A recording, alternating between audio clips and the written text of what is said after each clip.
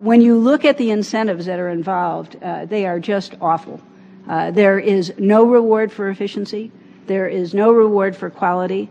There is, worst of all, no link to how any individual physician or the physician's practice behaves. To my mind, there are really two strategies that you can use in its place. One is you could try to refine the relative value scale. A number of people have made suggestions about how to do it to make it more accurate than it is now, using better data. And most importantly, you could set the sustainable growth rate close to the physician's own practice, so there would be a direct link between the updates and the actual behavior of the physician and the physician's group. What I think is a better strategy is to try to move toward more bundled payments for physicians, as you have everywhere else in Medicare. No matter how quickly we can move Medicare to other kinds of bundles or other kinds of payment methods, there's going to be an awful lot of fee-for-service payment in the American healthcare system for years to come.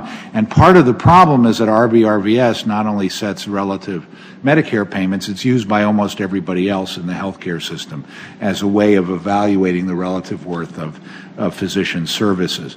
And to the extent that it continues to over-reward procedural, interventional, and technologically intensive services and to under-reward basic primary care services, it exacerbates the already serious and worsening problem we have in our healthcare system of just having not enough primary care physicians and too many specialists. So when you sit around and decide who gets paid what, a surgeon versus a primary care doc, it's a system that's run through the AMA, and it's not their fault, but it's very, very politicized.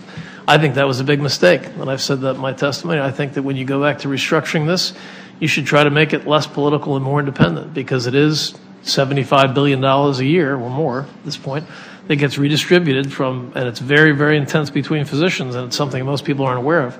But it's very sensitive, and I think we made a big mistake in the way it was done in 1992, and others may opine in that. There is no doubt SGR is not working. There's no doubt it has to be fixed, but there's also, I think, no doubt in my mind that the sense of budget discipline that was not there before 1989 needs to be retained. Thank you.